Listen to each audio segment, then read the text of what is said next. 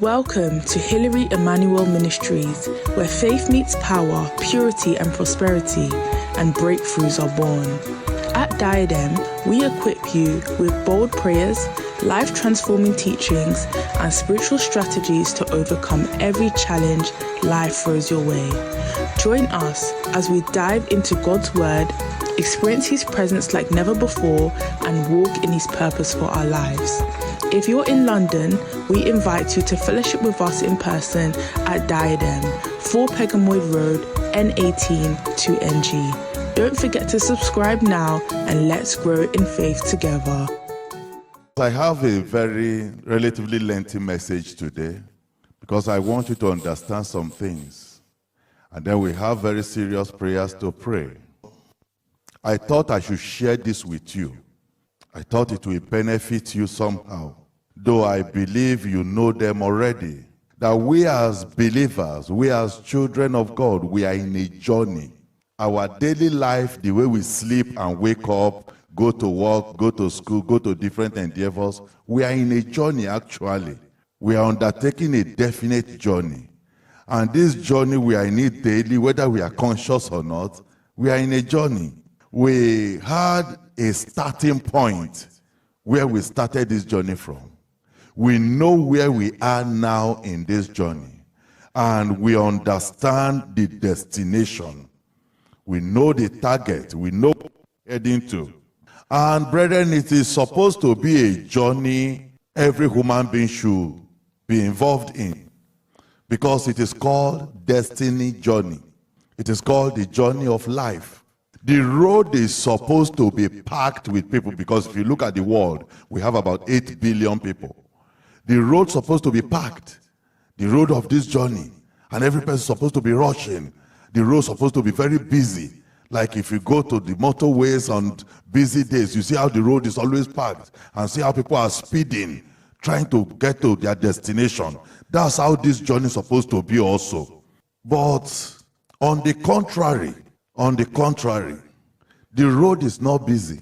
Actually, the road is so lonely, the road is so deserted, which tells us so that it's either many are not making the journey at all, or many are making the journey on a wrong road. They are making the journey, but they are on the wrong road. The fact is that the road we are talking about is not only lonely and deserted, it is also jagged. It's full of sharp, it's a very terrible road. It's not a smooth road at all to ride or to drive in. It's not a good road.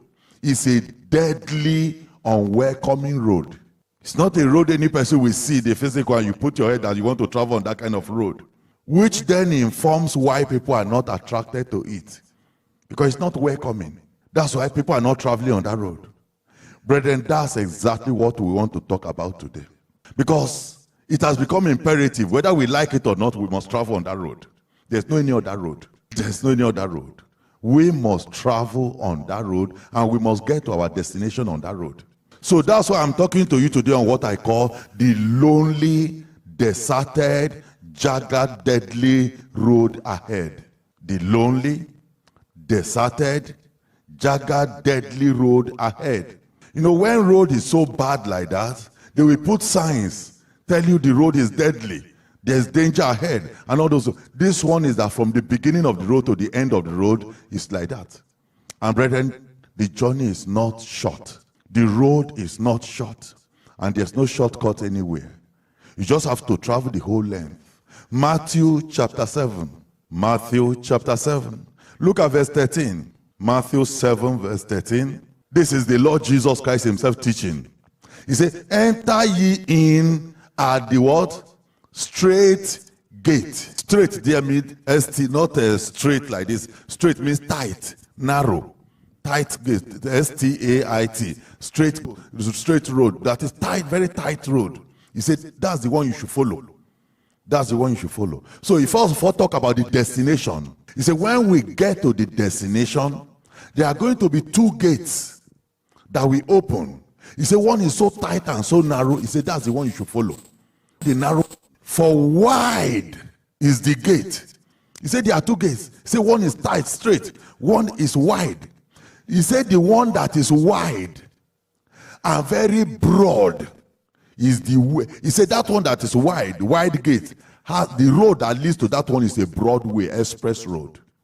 It's a motorway. He says it's a broad road. So the Lord is describing two things here. He's describing the gate at the destination, at the same time describing the road that leads to that gate. The road is what we are still talking about today, because we've not reached the gate yet. We are still talking about the road, how to get to that gate. And the road is the one I'm telling you that is so lonely, is so deserted, is so deadly and jagged in nature. So he said that the road that goes to that wide gate, he said that one is a broad way. But he said that the end of that place leads to what? Leads to destruction. He said that one leads to destruction. He said, and many there be which go in there. He said that's the one that's attracting a lot of people. So majority of the 8 billion people we have on earth, that's the one they are traveling in. That's the one everybody is traveling in. That one is congested. That one is full of travelers. Everybody is on that road. You know, we live in a world, brethren, where number matters, isn't it? They want to know how many followers you have. In fact, numbers now, they can pay you for it. If you have so many followers on Instagram or on YouTube, they pay you for having them. You get money for following you. So numbers, if you are in the politics, you want numbers. If you are selling things, you want numbers. Everything, large crowd, numbers. That's what this world is judging. That's what the Lord is saying. That if you begin to follow that crowd, and you follow that number, and you travel along with them in their philosophy, in their ways of belief, in everything they do, he said it leads to destruction. He said that's the broad way. It leads straight to that gate of destruction. Let's continue. Verse 14. Because straight is the gate. He said very tight is the gate. And narrow is the road, the way.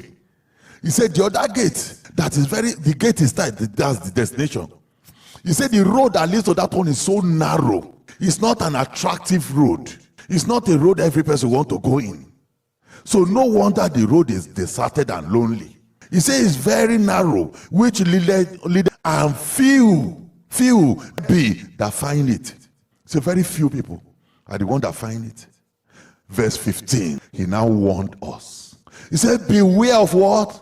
False prophets. Because one, these are the things. When you see a prophet, shouldn't you be confident in life, brethren? Shouldn't you relax? After all, this is a prophet of God. Let's follow prophet of God. And prophet of God is traveling on the wide road, the one that leads to destruction. He said there are prophets that will carry people along on this wide road, which come to you in sheep's clothing, but inwardly they are ravening wolves. Verse 16, you shall know them by their fruits. So you see the kind of warning the Lord is warning us here. And what is he talking about? He's talking about the journey of our lives. He's talking about this journey we are all engaged in, heading towards this destination. Heading towards this destination. You know, it reminds me of that person that died and came back again to life after some time. And she was narrating the story. She said when she died, she just found herself on one road. You see, every person is moving on that road. No person has time for another person.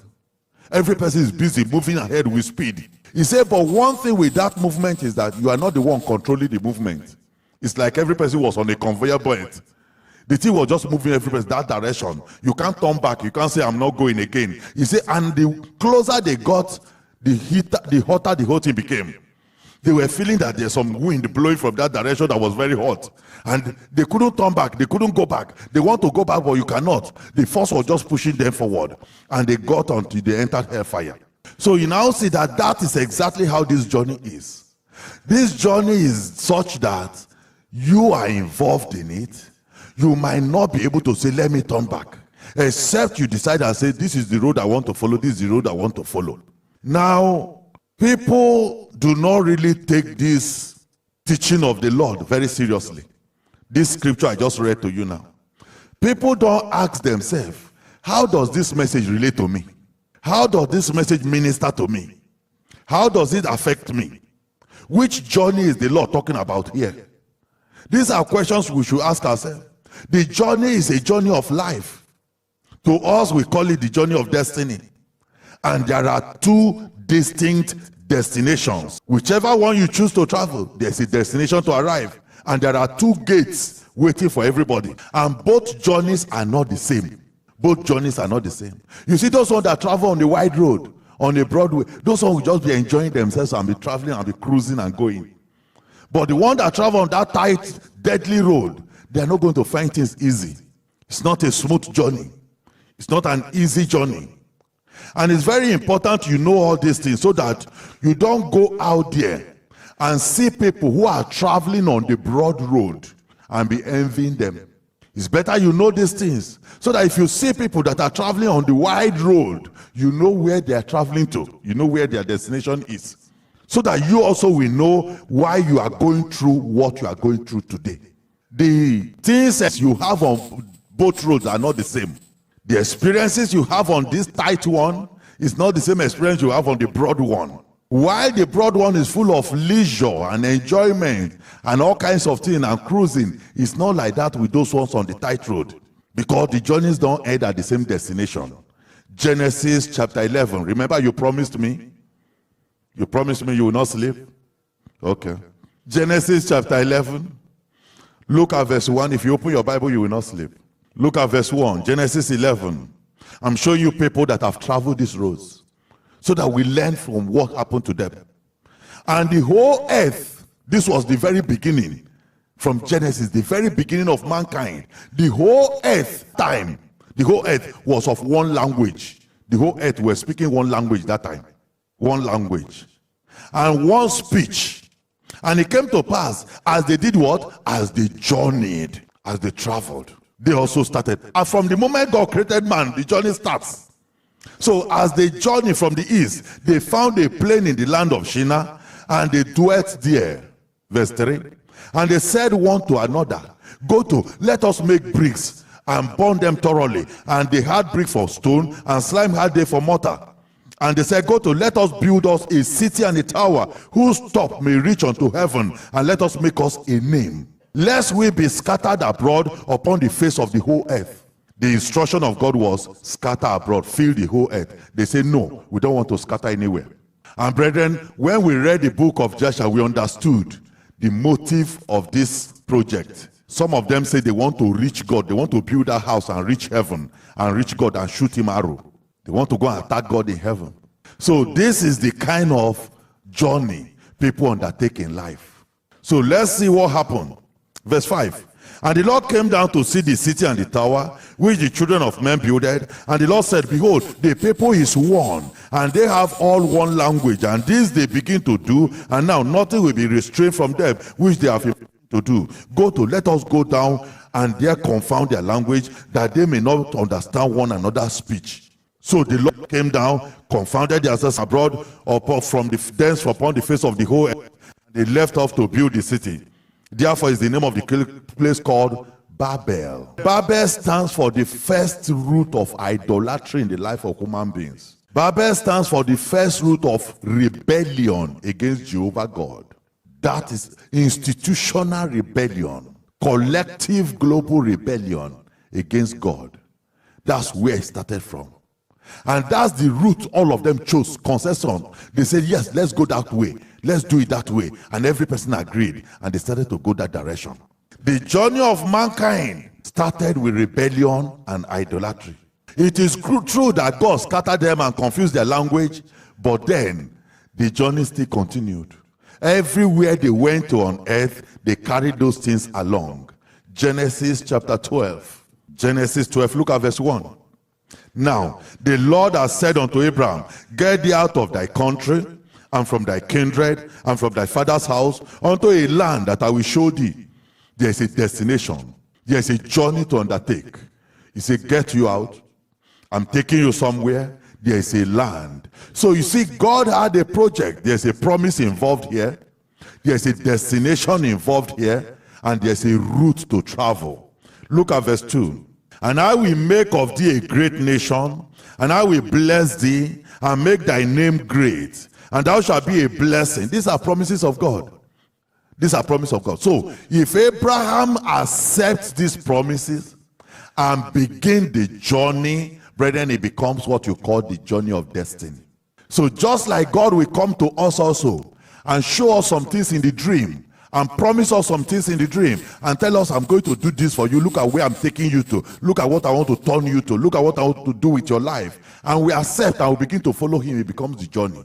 The journey has started. There is a destination in the horizon. We are going somewhere. Then the journey, we are following the route. So now look at what followed. Verse 3, and I will bless them that bless thee, and curse him that curseth thee. And in thee shall all families of the earth be blessed. So Abraham departed. The journey started, as the Lord has spoken unto him. And Lot went with him. Take note of this, brethren. God didn't call Lot. Oh, it was Abraham God called. If God speaks to you, he might not speak to your neighbor. He might not speak to your brother or your sister or your relative close to you. If God calls you, so he saw those ones there before he called you. So God called Abraham, and Abraham carried Lot along. And Abraham was 75 years old when he departed out of Haran.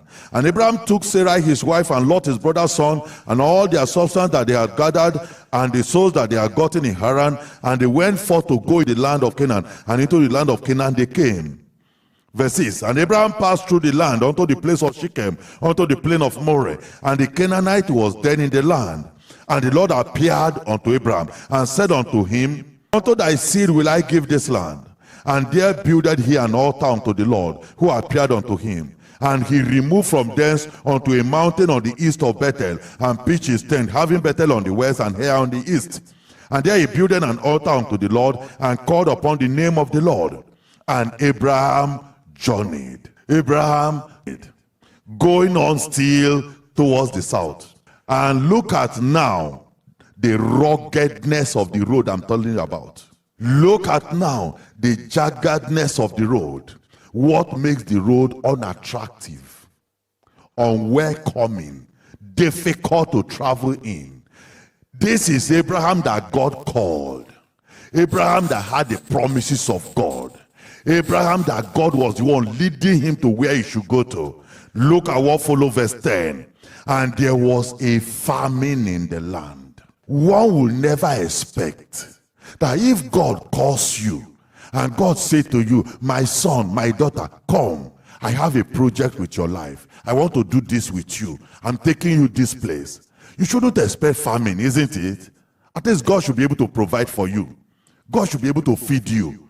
God should be able to protect you from your enemies. But this is the nature of the road. This is exactly how the road looks like. Brethren, sometimes you come across famine on the road.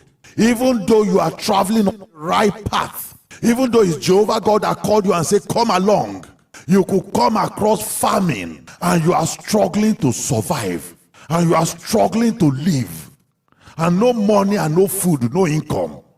And you're like, what kind of a thing is this? In fact, people around you that you possibly told that it's God that told me to come home, they will begin to doubt you. They say, are you sure you really had God well? Now tell me, how did God speak?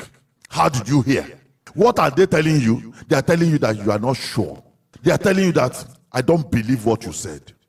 I think you have some little confusion. Maybe it's depression. Because how can God call you and there is famine? Brethren, that is the nature of the road. That's the road can be. So the Bible said there was famine. And Abraham went down. The next thing, he has to descend to Egypt. He headed for Egypt. You know what happened to him in Egypt? Immediately he entered Egypt, they snatched his wife. They collected his wife. Is that not double calamity? Now you are still running from hunger. Now your wife is gone now. The question you ask yourself is, why did I even leave my father's house first of all? Why did I leave my place? Because there I was doing well. What kind of dream did I have that pushed me? You know, there's a way you will tell people, they will say, look, listen. You mean as old as you are 75 years old, you have no brain. So because of dream, left home and came to this place because of dream, you are not serious. People will not be able to understand anything you are saying. Now tell me, where was that God now they have collected your wife? How are you going to fight against Pharaoh to get your wife back? What are you going to do now? This is what makes the road tough. So when we are talking about the road of destiny, the road of the journey of life, and so on, it's not a good road. It's not a smooth road. It's a difficult road to travel in.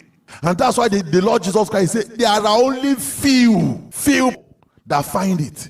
Few people. Because the moment you put your head on that road and you look ahead and you see the nature of the road, people go back immediately. They turn back.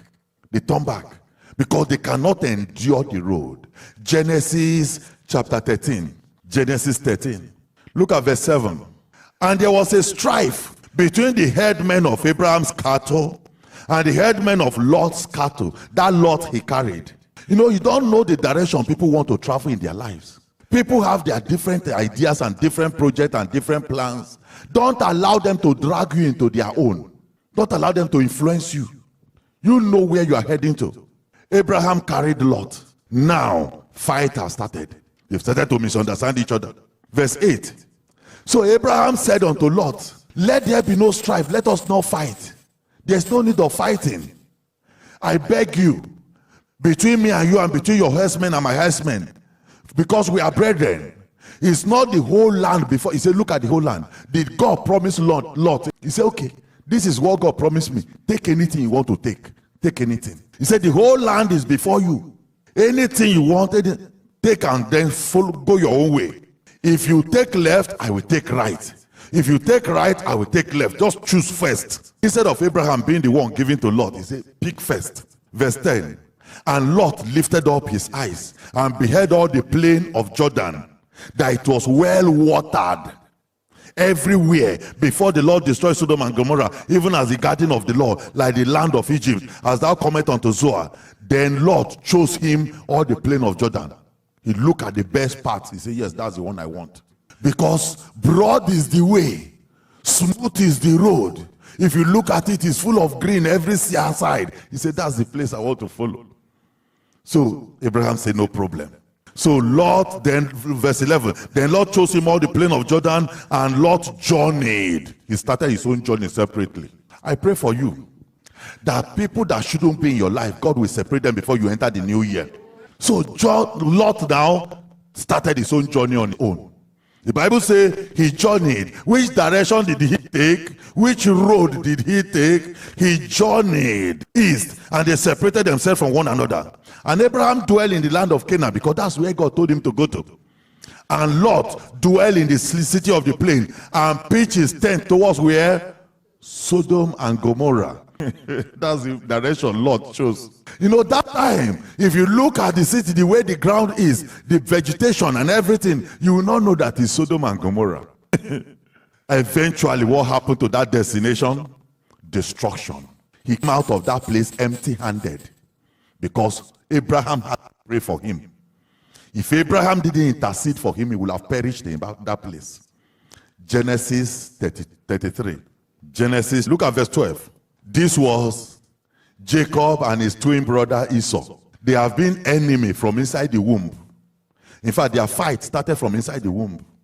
They fought so much to the point their mother became afraid. From inside the womb, twins. The fight was so terrible, the mother went to Noah's son's house, Seth, and go and ask, say, what kind of trouble is this? What is happening inside my stomach? And they prayed and told her, said, there are two different countries inside your stomach. And they have started their war from inside the belly. By the time they will come out, they say that the other one was already red from beating. Can you imagine children in the womb beat each other out? The other one turned red. So now when they came out, the real fight started. To the point, Jacob had to run away. Jacob ran away for 21 years. And when Jacob was coming back, thinking that, well, if he didn't see me for 21 years, at least he will forget the enmity. After 21 years, when he heard he was coming, he has trained 400 soldiers waiting for him. And until God intervened, look at what happened in verse 12. And he said, because when they now met face to face, Esau couldn't do anything. They embraced each other, they cried, and so on. And Esau said, let us take our journey. Brethren, your journey and Esau's journey, does it connect each other? Have you been traveling together in the same road ever since? So People you don't know where they started their own journey from. Don't go and join your own journey with their own. Are you listening to me? Don't go and connect your journey with people you don't know where they started their journey from. So Esau said, let us take our journey together and let us go, and I will go before you. Verse 13. And he said unto him, my Lord, knoweth that the children are tender. That's the excuse he gave him. He said, I have little children. The flocks also with the young ones. So if men should override them in one day, all of them will die. He said, I have tender children and flocks. If I rush them to follow you, because you are going to be galloping and be running on your highway the way your life is used to it. We are to go gently on the rough road. So our journey can meet. You go on your own journey the way you have learned to go your own. Let us be going gently. Verse 14. Let my Lord, I pray thee, pass over before his servant, and I will lead. He said, I will come softly. Brethren, the road we are talking about, the Jagged road, it's not a road you can run speed. It's a road you go softly. That's what Jacob is saying here. He said, let me go softly. Let me go, because I have tender people, delicate things that can damage if I try to go with speed. According as the cattle that go before me, and the children be able to endure until I come unto the Lord, my Lord, unto Seir. He told him, is it not Mount Seir you are going to? And I will go with you. No problem. Go ahead. Go. I will meet you there. But Jacob was not going to Mount Seir, because their destination is not the same. Verse 15. And Esau said, let me now live with you some of these my soldiers. He said, soldier again. And he said, what do I need them for? I don't need your soldiers. Let go with them. If thank you, go with your soldiers. Verse 16. So Esau returned that day on his way unto Seir. Verse 17. And Jacob journeyed to where? To Succoth. You see, their destination don't meet each other. They are not going the same way. This one went his own way. This one went his own sojourn gently the way he has been going all his life, and built him an house and made wood for his cattle. Therefore the name of the place is called Succoth. Verse 20. And he erected there an altar and called it El Elohi Israel. So that's the name he called it in. And you know, that's the name of the Israeli flight, the Israeli airline. El Elohi Israel till now.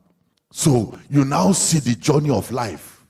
There are people you cannot go with. There are people you should not allow them to entice you, influence you to follow them. And don't allow them to come with you too. We are going into a new year. So many things. You must be clear in your mind about this journey. You must know what you are doing each day. You must know the level of progress you are making every day. It's not a journey that is too easy. So look at Genesis 35. So Jacob came to the first place. Look at verse 1. And God said unto Jacob, arise. This is not the final place. Arise, not Succoth. I don't want you to settle down in Succoth. Arise, I want you to go to where? Bethel. I want you to go to Bethel and dwell there, and make thee an altar unto the God that appeared unto thee when thou fleddest from the face of Esau thy brother. Verse 5. And they journeyed. And they journeyed. Do you know, brethren, if they are going to write your own story too, and my own story, they will write it also that we journeyed. And they journeyed, and the terror of God was where? Was upon the city round about. If you are traveling on this rugged road, and Jehovah God is with you, his terror will be your security. You don't need the soldiers of Esau. The terror of God will go ahead of you. So the terror of God was upon all this roundabout, and they did not pursue after the sons of Jacob. Verse 6. So Jacob came to Luz, which is in the land of Canaan, that is Bethel, he and all the people that were with him. Verse 7. And he built there an altar and called the place El Bethel, because there God appeared unto him, and when he fled from the face of his brother. When you are on the right path, even though the road might be rough, the road might be difficult, when you are on this right path, brethren, the presence of God will constantly be with you. And God will constantly manifest himself unto you. You know what makes the difference in the journey is the presence of God. That's what makes the whole difference. The other one, God is not there at all at all. You are on this rugged road, God is there with you. If God is with you in the journey, and if he's the one leading you, he's the one navigating the ways for you, he will help you to overcome all the challenges. He will help you to overcome all the challenges. Listen, the road we are talking about, there are challenges. Let me break it down for you. I've been speaking in parables since. Let me apply it now. The road could be the road to God's promises for you. For example, God could promise you marital breakthrough. That don't worry, I will settle you down. I have a wife for you. I have a husband for you. I have children for you. I will take care of that. That becomes now a journey in your life. To get from the point God made that promise to the fulfillment and the manifestation, which is the destination, is always a rough path. It's a difficult road. Sometimes, brother, it could be financial or business promises. God could promise you, don't worry, I will give you money. I will prosper you. I will make you great, like he told Abraham. From the point he made that promise to you and revealed it to you, to where those things are going to manifest in your life, becomes a journey in your life. And you have to travel that road to get to that place. Sometimes it could be ministerial. It could be any area of life. It could be academics. It could be spiritual things. But from the moment you receive that promise to the manifestation, that's the journey we are talking about, brethren. And the road is tough. The road is not easy. So many people that receive similar promises on the road, they turn back. They turn back. They cannot endure to the end. They can't follow through to the end. Look at somebody that God gave such promise.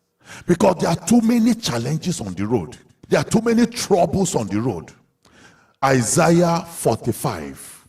Isaiah 45 verse 1. This was Isaiah's prophecy. This will take almost over 100 years before this prophecy will manifest. More than 100 years before the fulfillment of this prophecy. And they called the name of the recipient of this promise specifically, even 100 years over before he was born. Look at it in verse 1. Thus said the Lord unto his anointed, to Cyrus. Cyrus was a Persian from Iran area and was not a Jew. How would they call him his anointed? He was a Gentile. How would they call him his anointed? But then he was still 100 years, over 100, Cyrus will be born. So you see the prophecy of God, the promise of God coming for somebody that doesn't even exist. So, but right from the moment that promise went forth, the journey of Cyrus has started, even though he was not yet born. So he has to travel now from the spirit realm down to the earth and be born physically, and then start the journey to becoming what God is saying here. He said, this is my anointed, Cyrus, whose right hand I have holden to subdue nations before him. And I will loose the loins of kings and open before him the two-leaved gates. So what God is saying here is that where I am taking Cyrus to, there are two-leaved gates there. They say the things I want to give to Cyrus is hidden behind two-leaved gates. I have to hold his hand to help him to open those gates. Otherwise, he will not be able to get them. Now look at what followed. And the gates shall not be shut. Verse 2. I will go before thee and make the crooked places straight. Do you see that, brethren? The road Cyrus is going to travel to get to that point and possess those two-leaf gates and the blessings inside. The road is crooked. That's the language Bible can use to describe it. It's not a straight road. It's a jagged road. It's a rough road. It's a difficult terrain to drive or to go on. He said, but I will go with you and make it smooth for you. I will break in pieces the gates of brass. Before you get to the two-leaf gates, there's another gate of brass. I will not allow you to travel easily. He said, I will have to break that gate for you. And cut in sunder the bars of iron. Apart from the gate of brass, there's another bar of iron. Do you see barriers, brethren? You see barriers on the road we are talking about. That's why you see sometimes yourself in a dream. You are driving. Suddenly you see traffic. You see every blockage. You see things that will not allow you to drive. The Lord is giving you a message that there's blockages on your way on this journey. He said there's bars, iron bars that are erected along the road. Then look at, he said, when I have cleared all those things for you, verse 3, and I will now give you the treasures of darkness. So the whole promise of God for this man that was not yet born, Isaiah was prophesying of him, is to give him treasures of darkness, the special treasure that are hidden inside darkness and no person knew it. He said, that's what I have for Cyrus. Look up, follow. And hidden riches of secret places, that thou mayest know that I, the Lord, which called thee by thy name. He said, I called you specifically by your name, so that you will know I am Jehovah speaking. Do you know when Cyrus was then born, his parents never read the prophecy of Isaiah? They didn't know anything about this prophecy. They gave birth to a child, normally in Persia, and say his name is Cyrus. Called him Cyrus. And he started to grow up. As he was growing up, Nebuchadnezzar was the king over the whole territory. And you know how powerful Nebuchadnezzar was. That's why God said, I will have to loose the loins of kings for you. When Nebuchadnezzar died, his son Belteshazzar took over. That one was also a very powerful king. How will Cyrus be able to dismantle all of them and become king? To even destroy the Babylonian kingdom alone, that's the iron and the bars and the gates and the brass on the road. But one night, Belteshazzar was drinking. A hand appeared in his sitting room and wrote on the wall. That night he died. Immediately he died, the whole kingdom was in disarray. And they were running up and down. What happened when Cyrus attacked them and took over the kingdom? Demolished the entire Babylonian kingdom and took over the kingdom from them. And became the first Persian king to rule over the whole territory. Do you see how prophecies fulfill? But there's a road to follow. The road was not smooth. And God himself described it by the word of prophecy. He said it's not going to be an easy journey. But for us to get to where we are going, do you know when he took over? The entire wealth of the whole Babylonian kingdom came into his hand. That is the hidden riches, the treasures of darkness. Everything came into his hand. And the Lord said, I'm doing this so that you will know that I am the Almighty God that have said this thing. You can't make the journey on your own, brethren. You can't make this journey on your own. You don't even know the road safe. Now, let me tell you some very serious facts about the road. Some very serious facts. And the journey that nobody can change. The facts about the road. The facts about the journey. And you can't alter it. You can't change it. Number one fact. The road is lonely. Brethren, sometimes you might be the only one traveling on it at a time. If you have ever seen yourself in the dream, you discover that you are always alone in that road. Nobody around you. It's a lonely road.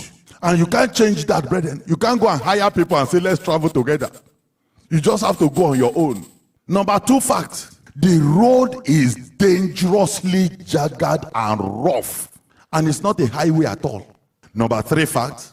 The road is littered with broken down vehicles. Vehicles that didn't get to their destination. And those vehicles, brethren, they are destinies. Because the road, the stone, the sharp stones, the iron bars, and all those gates, they destroy destinies. They damage destinies. They break destinies down. So many destinies have perished along the road.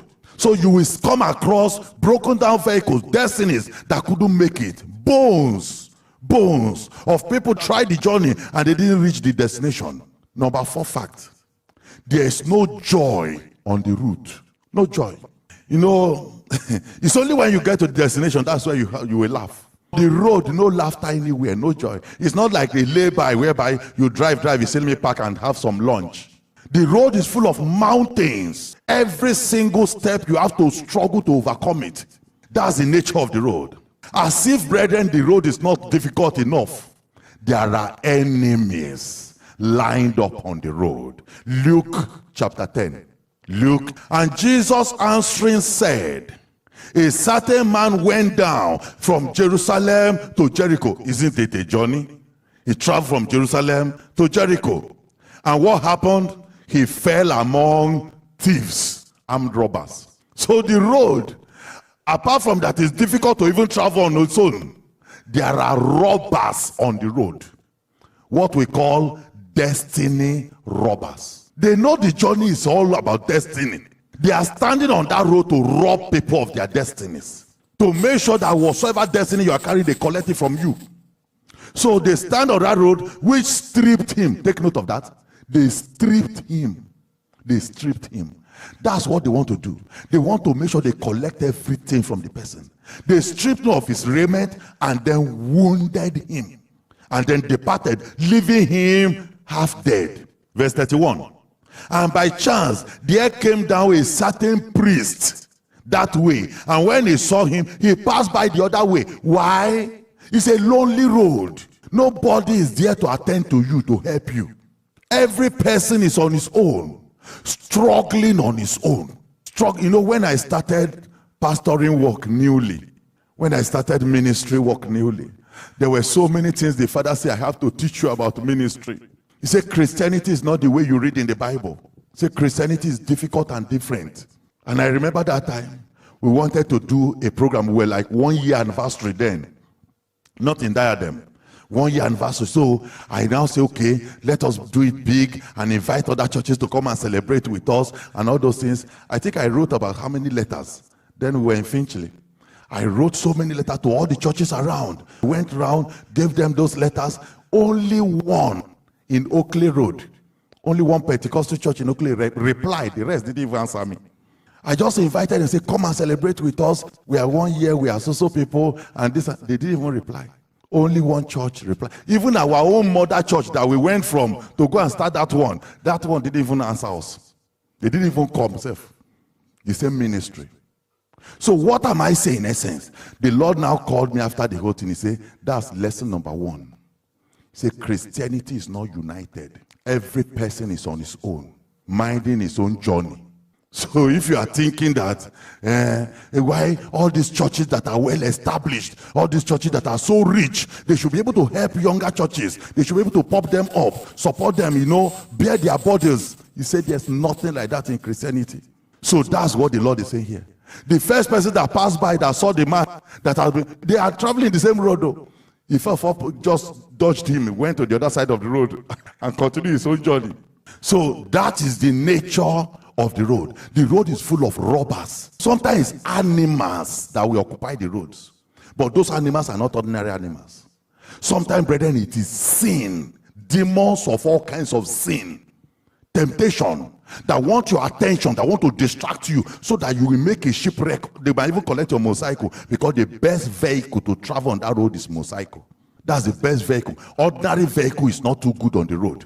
Why am I telling you all these things? Why am I telling you all these things? It is so that you will sit down on your own and you will decide how you are going to make this journey that is ahead of next year. How you are going to make the journey.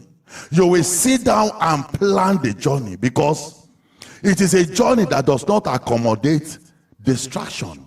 It doesn't accommodate frivolities. Let me give you the breakdown of how I came about this. The Lord has given me the revelation of this journey twice now. He has given me the revelation 2 times. The first one was when we started Diadem newly. In that, and then there was one he showed me recently. In both journeys, I was traveling on motorcycle. Very strong power bike. That's what I was using. Because the road was so narrow, you can't drive car on it. The road was so narrow and the road was so terrible. Stones, when I hear of stones, they are like sharp stones everywhere on the road. If you want to talk about ditches, there are ditches that if motorcycle enter that ditch, it will not come out. That's the nature of that road. And that's how it was from the beginning of the road to the end of the road. And it's not just a few kilometers road. It's a long journey. And the first one I remember, I rode on that road with that motorcycle and I went like that and I was all alone. And I went until I came to the city where I was going. When I got to the city, I came to a third road and I was welcomed. But one thing happened. When I stopped, I came down and looked at the tires of the motorcycle. The tires have been shredded. But one mystery is that even though the tires were all torn in pieces, they didn't deflate. They were still intact. But the tires were finished. Do you know what tires mean? Tires means faith, our faith. The road will try your faith to the limit. The road will shred all the faith you have. It will take God's grace to make it to the end. That's why a lot of people don't make it. So many people don't make it. Because the moment that thing is able to shred your faith and pieces the tire and deflate, that's the end of the journey. And even though my own did not deflate, but there was nothing left in the tire.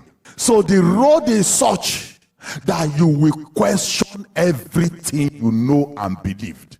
You will question whether God exists. You will question whether God is true.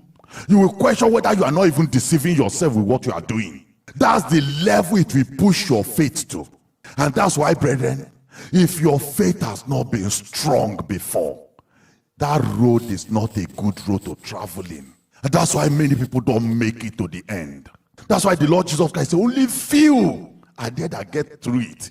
In the second revelation, the same motorcycle again. This time, brand new motorcycle, strong, powerful bike. And I was traveling with full speed. The road was as bad as well. But this time around was full of mountains. And you know what that means also? Mountains. And I saw others traveling also. Very few vehicles traveling.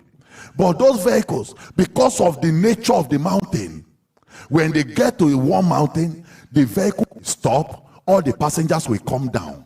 And then the vehicle will try to climb the mountain on its own. And then they will go back into the vehicle. But because I was on a bike, I was able to just re-engage my gears, and then I went to the mountain very speedily.